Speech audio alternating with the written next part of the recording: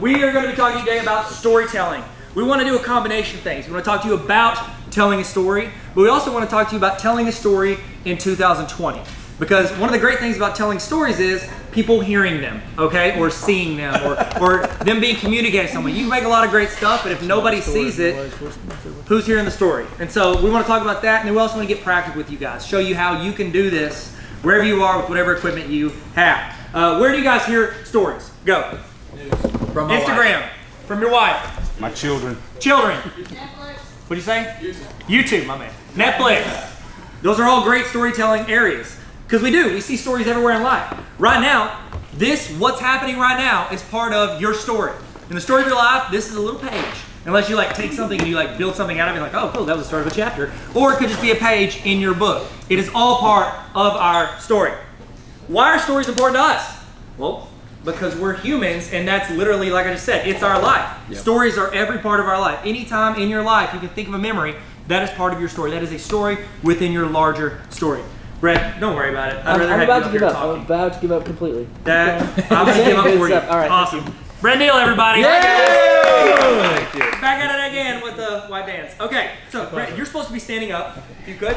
So, how do we keep people engaged? This is something we want to talk to you guys about, and we want to talk to you about it across different platforms. I know there's some people in here, they make videos for YouTube, some do stuff on Instagram, some do it with a photo, some people have podcasts. There's a lot of different ways you can tell a story, and we want to kind of throw some stuff at you.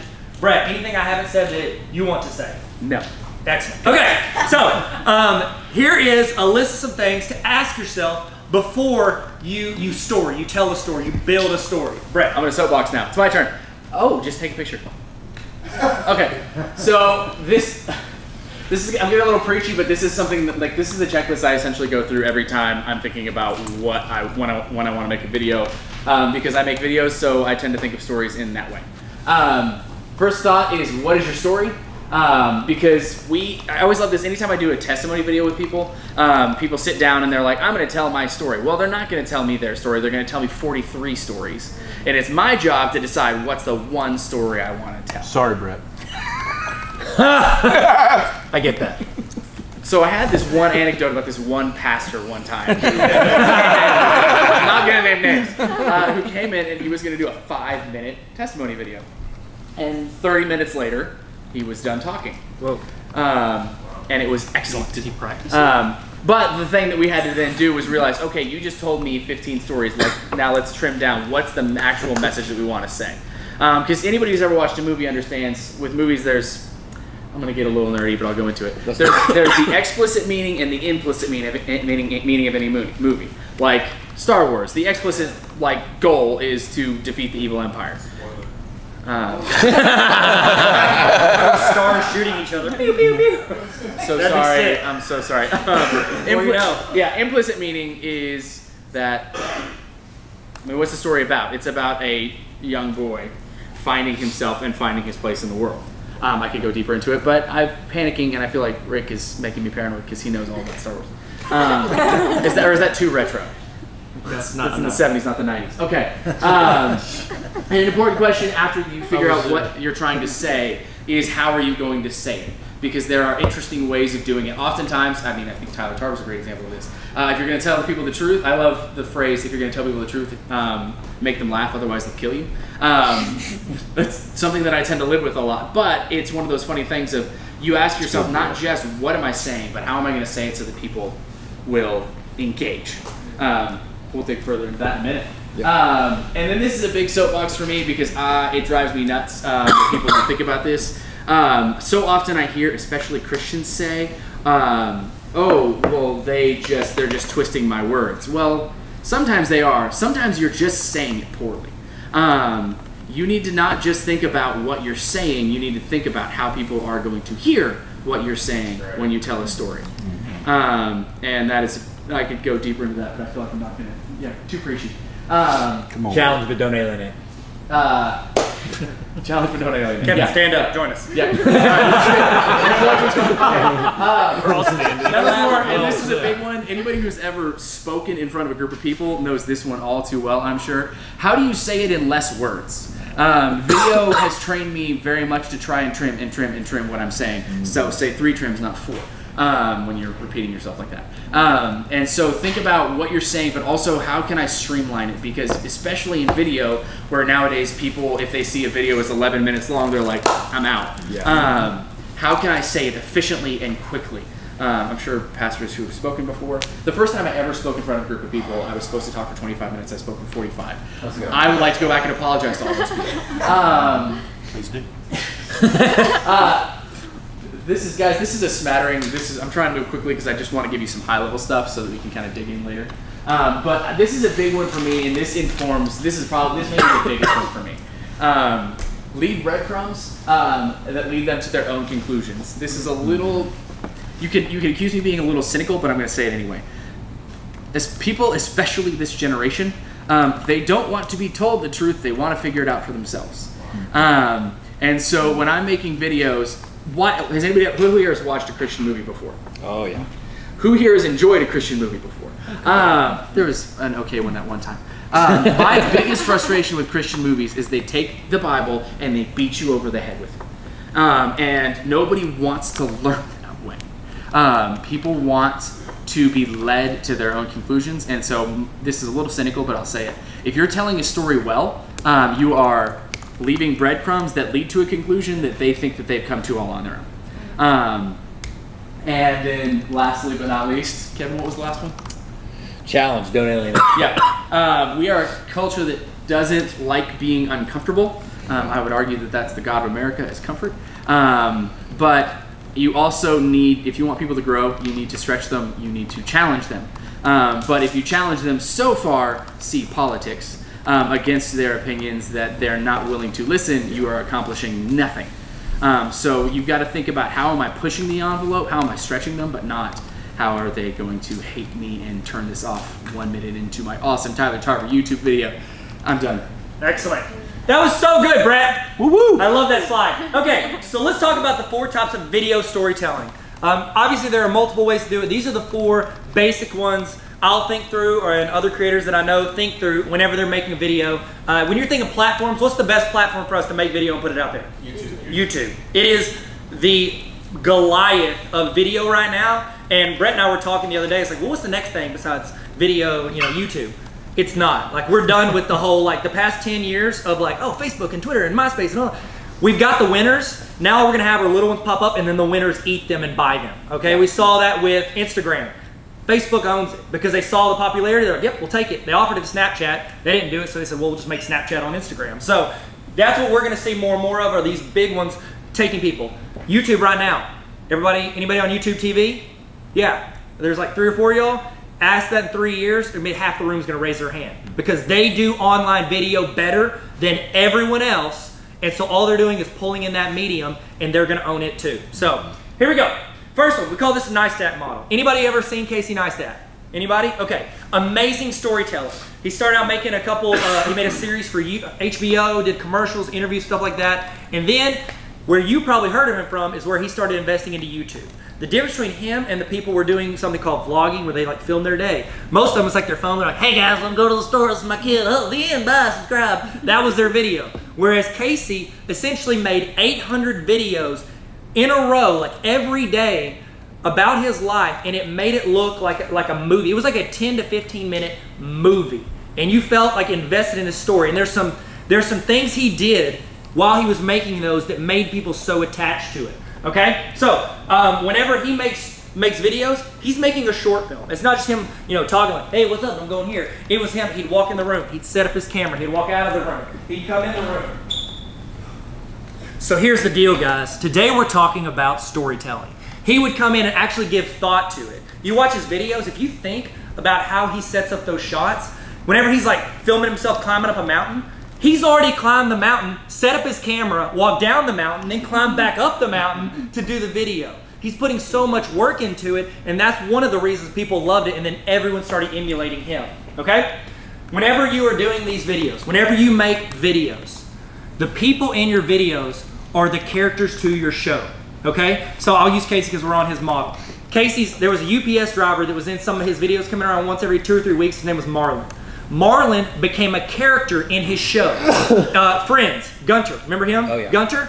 Marlon is Gunter in his show. His studio where he filmed, that his set, that became a character in his show. New York City was a character in his show. Everything he brought in, recurring characters, that is a character in his show. So whenever you have videos or things like you're making a film, you're putting it out, people that you have repetitively, people are going to build connections with them as well, and they become that character. So here's how he sets his up. It's 3 parts, okay? You got the setup, you got the conflict, and you have the resolution. Why does this resonate with us as humans? Let's talk about it as Christians. The setup, God creates the world. He creates man. The conflict, man is sinful, we keep making bad decisions. The resolution, Jesus is here, he saves us. That is the story of us as humans. He does it in every single video. Every time you tell a story, every time you speak on stage, you're presenting a setup. Hey, do you ever go to the store and you run into somebody you ain't seen in a while, and you're like, oh, I don't want to see them, and you run down the aisle, you're setting it up. Then we talk about the conflict. I need to connect with people. I don't delve into people. I don't invest in people. The resolution, walk up to them, have confidence. Here's a verse. See you guys later. Okay? We need to set up everything we do in this setup if we want. So, and I'm sorry, no, go. If you go watch something that I love about Casey Neistat, if you ever get the chance to watch him, and this resonates across the board. If you pay attention, you're never really gonna unless you start really looking for this, you're never gonna notice it. You watch a Casey Neistat video and you feel like, oh, I've just hung out with Casey Neistat. Like the whole thing is, but what I love about this is there is the intentionality in everything he does. In the same way that when you build a message, you're gonna tell a joke and it has a purpose to like get the audience to relax, right? Well, he's doing this and he's building the tension and he's building the excitement, so you're with him the whole way, but you don't even realize it. And so like if you go into whatever video you're making or whatever story you're trying to tell with this in mind, build it within the framework and don't be afraid to live within the framework. Every sitcom follows the exact same 22-minute system. If you pay attention, it has an A story, a B story, sometimes a C story. There's they have the joke at the beginning, they build the conflict, they try to fix the problem, then they either fix or don't fix the problem, and then there's a joke at the end. Every sitcom follows that methodology, but we all watch a million different sitcoms because there's different ways of doing it. And so when you're building your video, build it this way. When you're telling your story, build it this way. Just the ones who do it well, you don't even realize they're doing it. Very good. Excellent. So, if you're looking at making a video, this is the normal structure for a YouTube video. You have like a preview clip of what they're about to see. It's like a trailer before the movie. You roll into the intro. It's like 10 seconds or less. It shows like, here's my intro. Or here's, bam, something somebody gets used to. Your content, you hit them with the outro, and then you leave them happy. You're like, hey, here's some outtakes, or here's us doing something we cut out of the video. You want to leave them that way, because this part right here is where they usually hit like.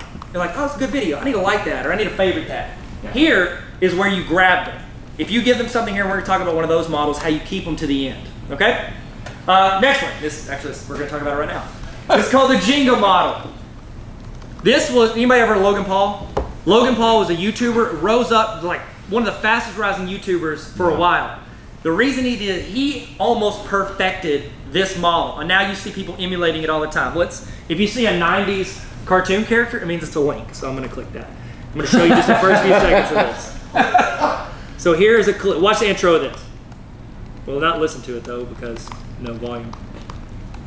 Cool. Okay, well he's breaking this. He's like, oh, I'm about to break this open. He's opening up a play button, cuts it right before you see the play button intro. You're starting the video. He's not going to show you till like minute 8 or 9 him actually opening that, but he hits you with some action at the beginning to kind of grab you, and you're like, oh, okay. And he hits you with the story right off the bat, so you don't have time to like scrub through. Like, I just want to see him open the play button. You're following him on the story. You're building up to it. You're building tension in the story.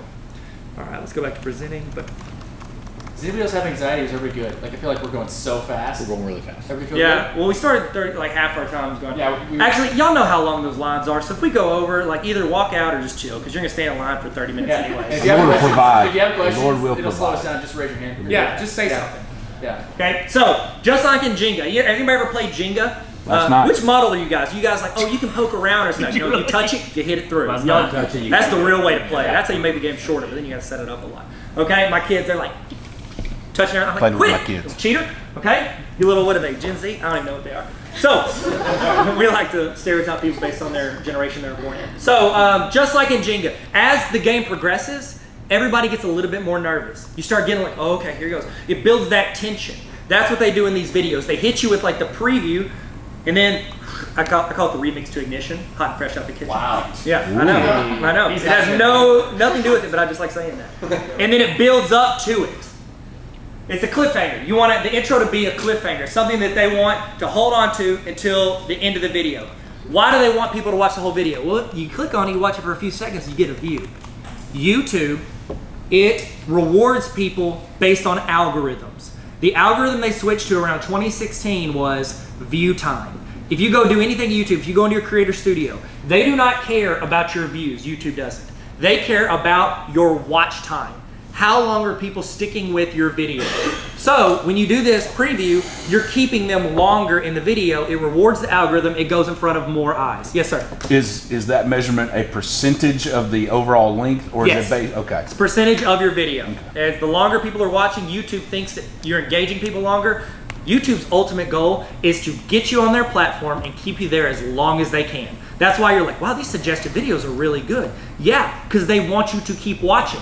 They're not going to throw something out of left field because they think you'll go, oh, I don't want to watch that. You know what? I need to go clean the house anyways. Every single social media website is tailoring those algorithms around you and what you're actually spending time on. Instagram's the creepiest best at it. If you really want to know about somebody, what they do in the darkness of night, turn on their Instagram, open it up, look at whose feed's up there in the front. Those are the people they're looking at and watching. I can't remember where I heard this recently, but I actually heard that Twitter, on like the refresh rate, has nothing, has little to do with how fast your internet is. They have actually figured out an algorithm which is the load time, the precise load time that will keep you on Twitter.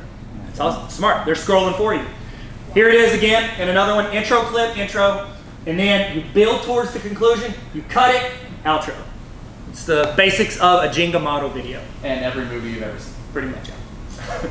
Spoiler alert, the couple gets together. Okay, so, except for in Marriage Story, from what I hear. All right, so here we go.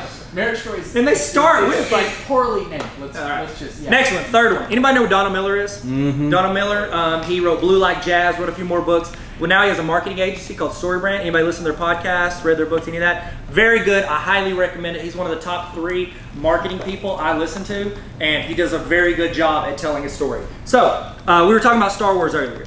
Whenever you started telling the story, you're like, oh, young boy coming into this. He's telling the story of Luke. Luke is the person in this story. However, is he the most powerful person in the story? No. Yoda, at like 4,000 years old, is more powerful than him. But Yoda is not the hero. He is the guide. This is where a lot of people lose people, and I've made this mistake probably more than anybody. It's where they lose people in videos or when they're speaking on stage. We do not need to be the expert. We are an authority on this, but we are only authority to guide our heroes, which is our audience, into becoming the hero. If you present yourself like a hero, they think you are unattainable and they don't think they can ever be that. Yeah. You are just helping them get to the next step in their story or in their progress. And we have to remember that. Now, I'm about to show you a slide that's, it's messy, but it's a lot, okay? So you would start here with the character, and then you work your way all the way around and it ends in success. This is like literally, you should tailor your website around this. Every video, every speech, everything that you do, if you tailor it around this, that person who's hearing it will feel like they are being guided into becoming a hero. Okay, I'm gonna give you a prettier one than that. Here it is. This looks better. So, it doesn't have the description, but this one is something you can literally use. It's something Neil and I went through this class on this, on how to tell these stories, and we'd love to do some trainings with some people if they ever want to. Yes. I mean, because it's free, why not? I think we should. But everything you do, if you're not tailoring like this, you're losing people from your ministry or your business, whatever you're doing, if you don't tailor it. I mean, it's simple wording. Like, it's really good stuff. So, especially if you're an intellectual in this room, like, if you're an academic at heart, like, you need to know this because this is how people's brains work. Mm-hmm. Like, we like to convince ourselves that we're all about facts and statistics, but we're not. We're about emotions and feelings and stories. Mm-hmm. And this is every movie you've ever watched follows this model. Every single one. Excellent. I'm going to give you guys this PDF at the end also if you want. Unless you leave early, then I won't. Okay. You can do whatever you want. All right, last one. This is called the Dobrik model. Anybody heard of David Dobrik? Yeah, he's super popular right now on YouTube. Super popular vlogger, loves Chipotle, wears a lot of black. I'm not. I've seen a couple of I've watched some of his videos. I like to watch people that are popular to study how they're doing stuff. He does a model of vlogging that's very different, okay? It's a combination of scripted stuff with his friends, but also a lot of improv. The dude is literally getting 4 to 5 million views per video, and he doesn't have a microphone on his camera. He just like picks it up, he's like, ah, and films stuff, and his buddies like slapping each other or walking around. The difference is, he is doing a modern day sitcom. This is what, 2.5 Men's, Friends, Seinfeld. He's doing that in his vlog in 4 minutes every day. And he's catching people, and here's why. It's because I'm gonna switch this one. He creates an environment where you want to hang out with him and his friends. He wants to be around them. They say YouTube, what is it? Facebook's for the friends you had in high school. YouTube's for the friends you wish you had in high school. Yeah, and so that's what they do. Here's how you set up the buoy model, okay? Picture it like this. And we're gonna talk about podcasts very briefly because of time. And also we don't have very many slides on it. But this is how we do podcasts as well. We don't script out a podcast. People can tell when you're reading it. Just like if you're speaking and you're reading on your notes, people can tell. The buoy model is, I have these 7 topics I want to hit, okay? Picture them like buoys out in the water. You start swimming. You know, sometimes you don't look up for a while, you kind of swim off, and you look up and you start going back to it. Those are your rabbit trails in your conversation. You redirect to the buoys. So anytime you're doing this, if it's an interview or just a conversation, set up some buoys that can redirect the conversation to get you to the points you want to hit, okay? Also, in his vlogs, why I mentioned 3.5 Men, Friends, and Seinfeld, as opposed to like Breaking Bad or some of these others, they have laugh tracks. David Dobrik is his own laugh track. He laughs in every clip, he's laughing for you. He's essentially telling you when to laugh, and he's doing it on his vlog. So it's very interesting to watch how he tells stories. Also, if you want to nerd out and like look at applicability, pay attention to how much pastors follow the buoy method when they're preaching. Exactly right. And you know when they're getting back to the buoy, when they go, this is important. You know, and they do the thing where they pause it and walk back to read their notes. They just like take a sentence and they stretch. It's like going to Courier New when you're writing a paper. You're like, oh wow, it's 2 pages. They literally repeat themselves. Repeat, the podium is the buoy, though. The repeats, or they'll say, can we give a hand for Jesus? YouTube. Okay, sweet. All right, YouTube. Let's talk about YouTube specifically. Okay, and now we're going to get into some of the like small logistics of it.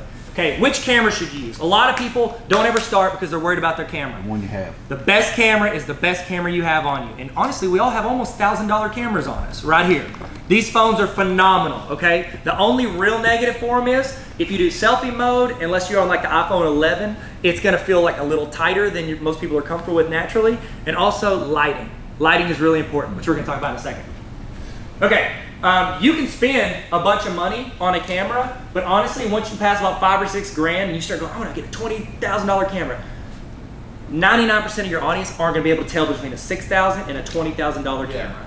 Okay? The people that mastered in video production, they'll be able to tell. And then the rest of us, we don't know any better. It's like whenever my wife, when she's up doing worship or something, she's like, oh, I messed up on the part, and I go, I didn't notice, because I was there to do. I don't know Jack Diddle on a Skittle about music, so good job. I told her that this week. She was, I'm upset. I'm like, I'll be honest, you noticed. I didn't notice. Well, and also it's also knowing what you're trying to make. Like nobody here, maybe somebody is trying to make stuff for the big screen on Sundays. Like if you're trying to make stuff for the big screen on Sundays, you can have conversations about what kind of camera you need.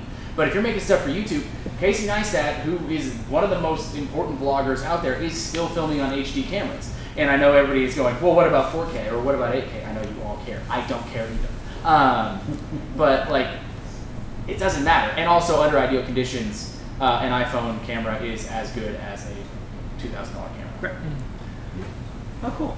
There you go. This is Just a little note. If you really are talking about wanting to make videos and making videos constantly, I say get a mic first and then worry about the camera later. If you ever notice in the movies, the analogy I always give people is if you're ever at the movies and the movie's a little bit out of focus, people will sit there and watch the whole movie. But if the audio is off by 1 frame, people are going to lose their minds and walk out. Oh, yeah.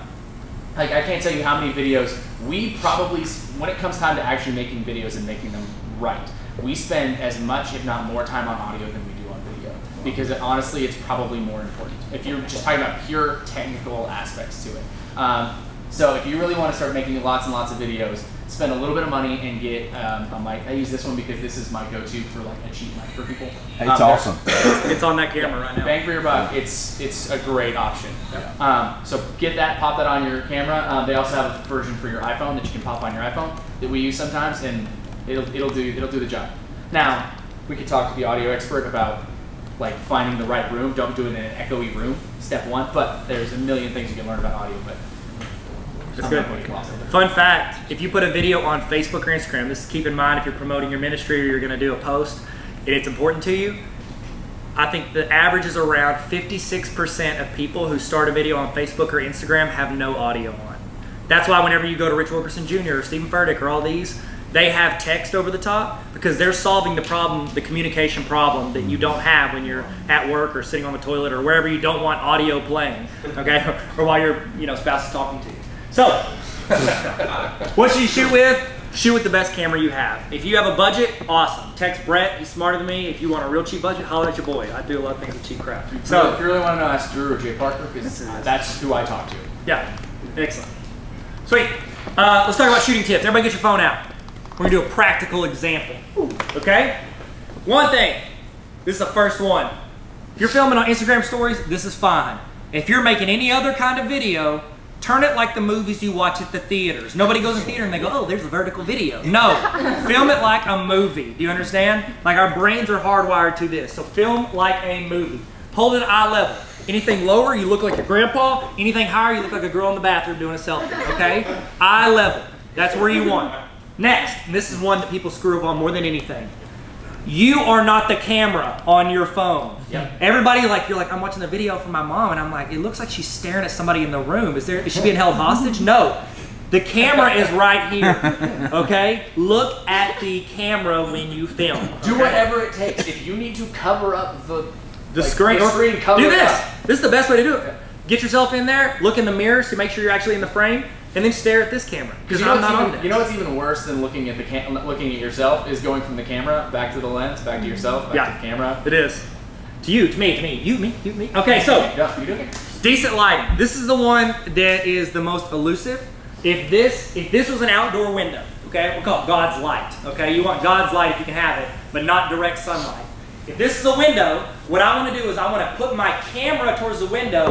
The light is reflecting on me. If you do it like this, you're going to look like a creep, okay? You're silhouetted. You don't want that. You want the light to stream in with the video, all hitting your beautiful face, talking about whatever. Yeah, when you're watching videos on YouTube, like if you're learning, go watch videos on YouTube.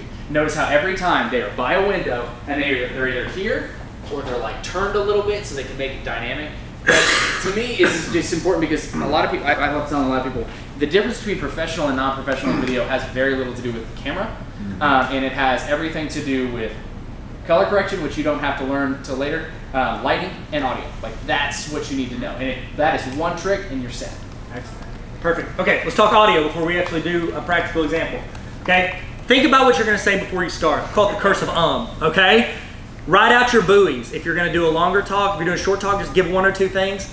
You know what a good thing would be? Tape it, put the post-it right there over your face on your camera so you can actually have it right next to you, okay? And then you just sit there. That'll help you roll through. It's like a literally, I don't know what the scientific term is for it. As soon as the camera hits record, people's brains go blank, okay? It takes a lot of practice, a lot of reps to get used to, like, hey, I'm filming this for the camera, and to think the next thing you need to do in the video without going, yeah, and also, if you could, you're trying to think of the next thing to say. Also, just to like nerd out with you, like, don't be thinking about like step 2 is how do I want to present myself? What's the energy level? Step 1 is just relax. Like the difference between being good and not good on camera, 90% of it is just relaxing. Like people can tell when you're uptight. I always use Paul Walker as an example. If you ever watch him act, he was never a great actor because he was always uptight. But it's like if you can relax, that's step 1. If you can add Tyler Tarver energy, that's step 2. But step 1 is just relax. Good way to scare people off, you yell at them. That's what I do. Okay, so say no to wind. I'm gonna show you a little trick. If you're filming on your phone, see your hand? My microphone's right here. This is where it's recording me. I cup around that, not on it, because then it muffles your this, cup around it, and you almost make this a directional microphone shooting at you, okay? It'll block the wind, and it'll gear that mic towards your voice. So it's a good way to help cut out some of that audio stuff. And you know, I've been talking way too loud because I have mics, but this is how I talk normally. I'm like, hey, what's up, guys? Oh my God, blah, blah, blah, blah. Whenever you are actually filming for a video, you want to crank that up just a little bit. If this is your normal voice, this is a yell, you want to be just between there, okay? You don't want to yell, but you want to turn up your voice so you can sound a little bit more excited. Hey guys, welcome to Tarver Academy, blah, blah, blah, blah, blah, okay? That's what you want to do. You want to add the excitement, because if you're just like spitting facts, people are gonna be like, I can choose not to watch this. Click, okay, and they're gonna go away from it. And I would actually argue, even more than raising your voice a little bit, think about it in terms of picking up the tempo. Yeah. Like, just talk a little bit faster than you normally do. Some of you, a lot of it faster than you normally do. Let's talk like if you don't talk like a normal human speed. Because if you are talking a little bit faster, you're gonna talk a little bit louder. That's good. That's good. All right, get your phones out. We're doing one. You ready? Get your phone out, go to video, flip it around, cup your audio mic, because we're all about to start talking. And you're looking at the actual camera, not yourself. You can at first, but hey, there you are, Tyler. And now look at the camera and hit record and say something. Hey, what's up, guys? I'm here at this got the whole group. Look at me. All right, that's enough, people. It's not about you. It's about me and Brett. Which brings me to my next point. Don't do this in a loud room. That's good. Right? I'm the smart one that waited until everybody else spoke. Oh, look, I'm past the Okay, we already did it. Okay, no, go back. I had to, Go I'm back, sorry. go back. This is my greatest weakness. I'm so busy waiting on being perfect and waiting on it being perfect that I never start. Do it. It's a good slogan. We should take it. Let's do it. Okay. I came up with that. It's so good. So good. Copyrighted. Okay. Fun fact, and I just want to throw this in there. When you are uploading videos to YouTube, there are 3 settings. Well, there's 4 scheduling, but let's talk about the 3 here. Public. Anybody can see and find it. Okay, so if it's a message for anybody, great. Do that. If you are literally just storing the footage somewhere, you're putting it on YouTube, private means nobody can see it or find it. Unlisted. This is a good one for ministries of stuff we don't want to get out everywhere. Brian did a video recently talking about some updates for financial stuff. He can get that video. It's not something he just wants everybody to find. He could do that as unlisted. That means anyone with the link, the direct link, can find it. Can't search and find it, nothing. He can take that link, toss it in. It doesn't matter which account we're all logged into on our YouTube, we can watch it. The warning for that is that can be shared. So if he sent that, I could have taken the link, tossed it on Facebook, and go, look at old Brian over here talking about this stuff, okay? So if you see your views, if you send an unlisted out to 30 people and you see you get 200 views, somebody share it, you know what I'm saying? Okay, real quick, let's go and talk about what's hot. That's also a great... I don't think they're hot, they're just saying that's hot. That's a great... That's how Tyler got fired. The HR got fired. That's also, the unlisted is also a great way to have people look at your videos if you need them to, because always have other people look at your video. Always have other people look at your video. Always. Okay, I'm gonna scroll through these real fast. It looks like we're gonna be right behind the main line, so this is actually perfect, guys. Okay, so these are what's hot on YouTube right now. These are what people are telling stories about. Vlogs are very popular. It's people documenting parts of their day, highlights of it, and they're turning it into a short video. The reason they're popular is because the viewer is getting connected to them. They are becoming their friend even though they'll never meet them. The way that the followers of these vlogs, how committed they are to these people that are making these, it is nothing like we've ever seen. It's the same with you feel towards Instagram. There are probably people you follow on Instagram, you feel like you're a friend that hangs out at their house, watches them play with their kids, whatever. You probably never met them in your life. The reason is we never saw that with Brad Pitt. We saw him pretending to be someone else on a video, and that's it. Even in interviews, he's like spitting out just interview stuff. He's not talking to us. These people are talking to us. When we hold that phone and we're watching that video, they're looking us in the eyes, telling us about their day, how they feel, encouraging us.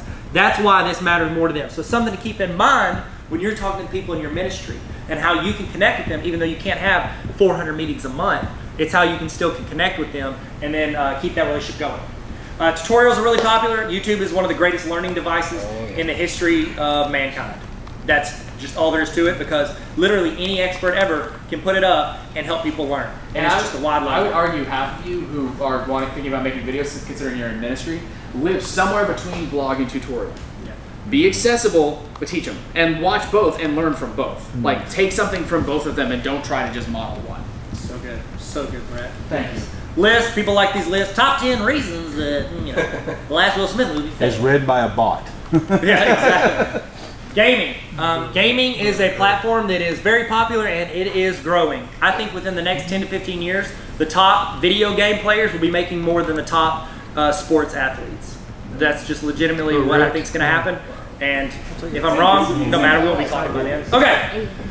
Other thing is news. You can literally, we know if you go to a certain channel, one of 3 channels, you go to Fox, CNN, MSNBC, you're going to get a certain viewpoint on what's happening in the world, politics, all this. You go there because you like that narrative. It agrees with you, that's why you watch it. Okay, sometimes we'll venture off, but those are the ones we stick with to get our actual news. Okay, the others, we just want to see what they're saying and all the lies they're telling. And so with YouTube, so many of these are popping up. Literally, Brett could be like, you know what? I really like the news that raccoons are taking over the world. He can start a Raccoons Are Dangerous video series, and people that agree with that, I know, sorry, please subscribe, guys. It's going to be really good. Remember the kids' book, what is it, Pizza Party, where the raccoon steals the pizza? Anybody read that to their kids? Great book. Okay, it's the same one that does Dragon Ball. I want my kids to be little weirdos. Okay, so you can pick essentially a news avenue, a tunnel, and stay in that tunnel if you want. Unboxing, these are stupid, I hate them. Okay, podcasts. Podcasts are, has anybody heard an uptake in how many people have recommended or listened to podcasts in the past year? It's been around since 2006. Yeah. But start noticing, people are going to be listening and recommending them.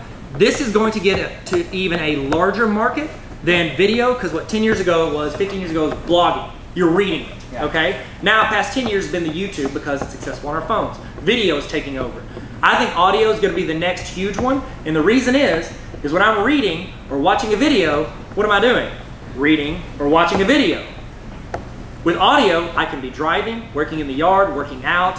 I can be in the background. You can do 2 things at once. And so I think you're going to see a lot more of an uptake in podcasts, especially with the millennial generation. They're ones that are really delving into that as the medium for how they consume and grow and learn things. And I would argue, if you're thinking in terms of like practicality, like how you do it, like if YouTube is the new TV, podcasts are the new audio, they're the new books, they're how people learn, and they're the new talk radio. Talk radio. Yep. Like if you're thinking about it in terms of those, like how can, like that's what people are engaging with on podcasts. It's very good. If you want to start a podcast, are you telling a story or are you empowering other people to tell their story?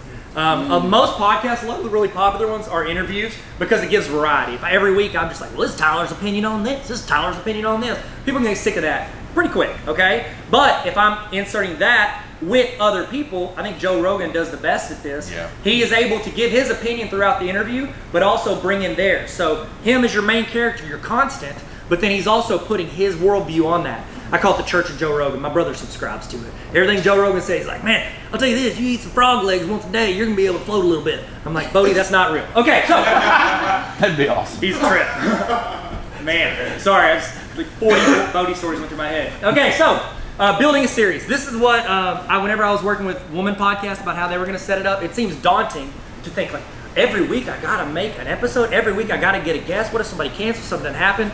The best way, and I'll talk about it a little bit here in a minute, the best way if you're going to start something is think of it not like, well, this is a show I'm going to do once a week or a show I'm going to do every day.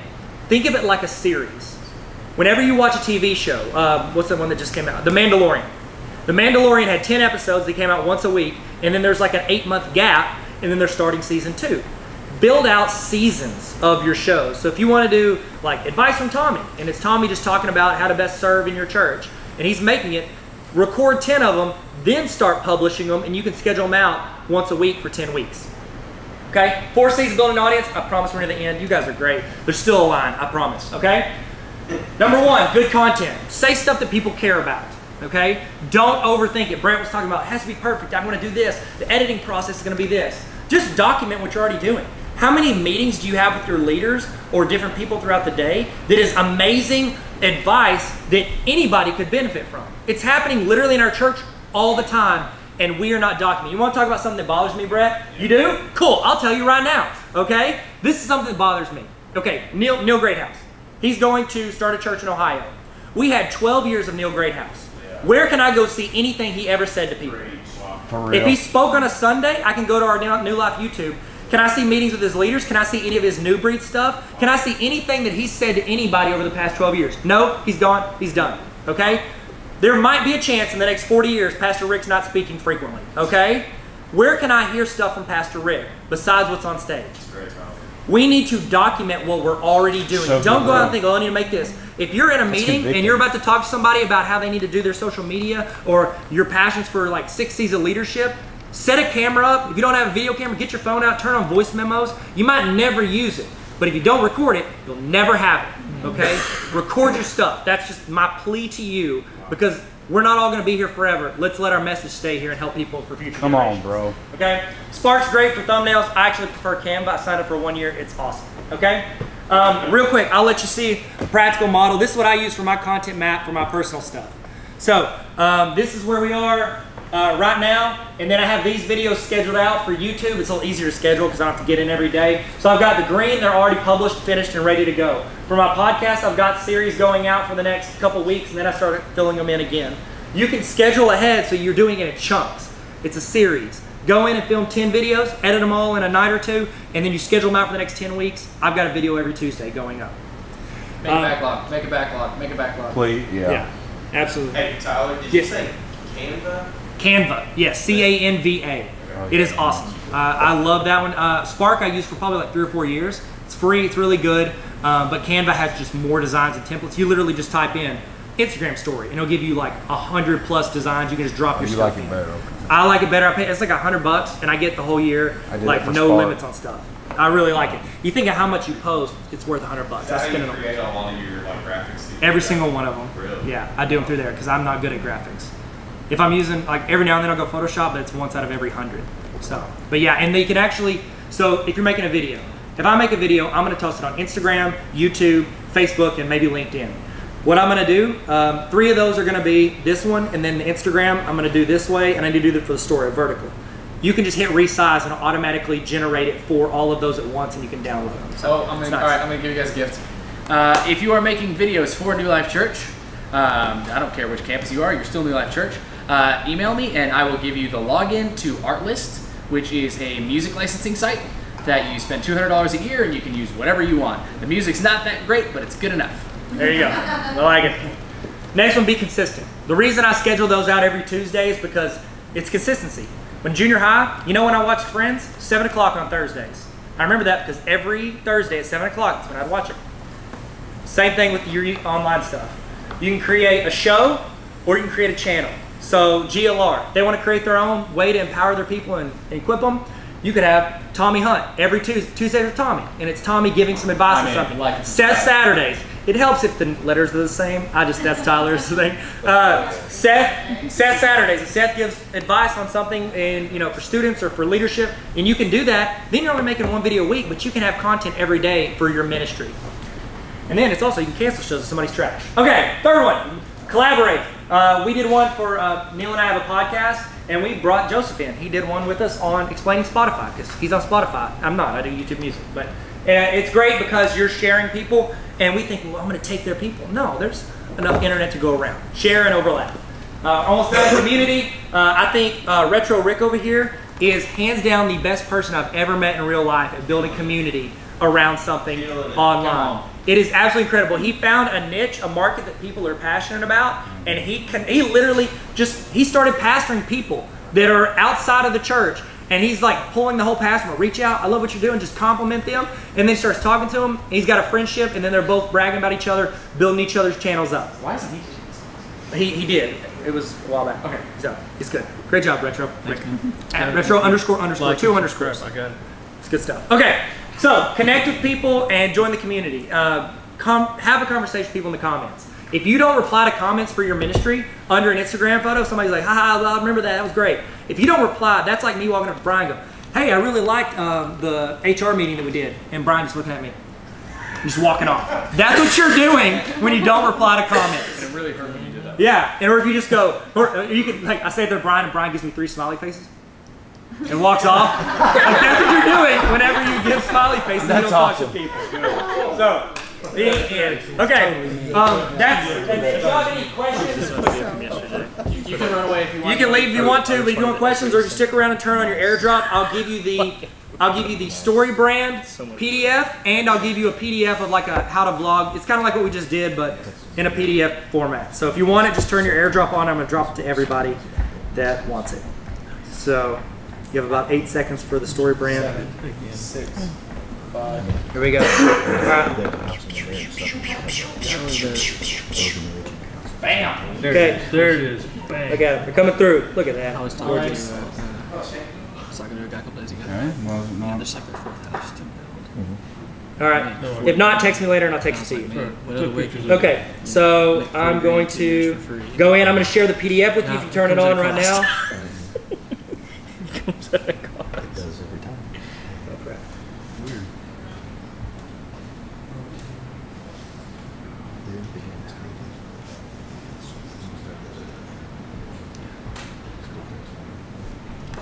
I like to do. I know for me, my advice for people because I'm so cheap.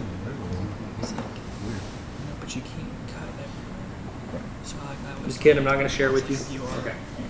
It was a For joke. instance, I have a friend that did it. So hard right now. Didn't share with me. It's okay. All right, if you want to just text me or email me, I'll send them to you. If not, go to lunch, guys. Get you some water. Thank you guys. It's been like 3 minutes till the next session. Yes, sir. Any suggestions? I recorded solo videos. The couch Okay. is there. The rug is All there. that. So that's I did a right. video with So he Ken, has, like he makes 2 of 50 us. grand in 2 I had no years. idea what to He do. really only makes 35 Bigger grand. screen, you look at him, Because he has to do these extra Boom. things, but it's still It's essentially, picture it as the third person in the room. It's the third person in the room is your camera. So it's like if you were 3 people talking and somebody's talking, if you were just like staring at Calvin while he's talking and they ignoring the other person, it'd be weird. But if you're like looking and you're just kind of looking around, and just like, yeah, you know, you kind of nod. It's almost like you're having a conversation with your face, like agreeing with it. And plus, they're subtly thinking like, oh, if he agrees with it, then I guess I agree. Especially if it's your audience, because they know you, they don't know Kevin. And then what I also do is a lot of times I'm thinking of the next question to roll out of that. So as soon as they get done, I can roll into something or transition to the next thing. So that's what I do. But what do I know? I'm just a YouTube math teacher. So thank you guys for coming. Y'all are very sweet for sitting through us. Very good.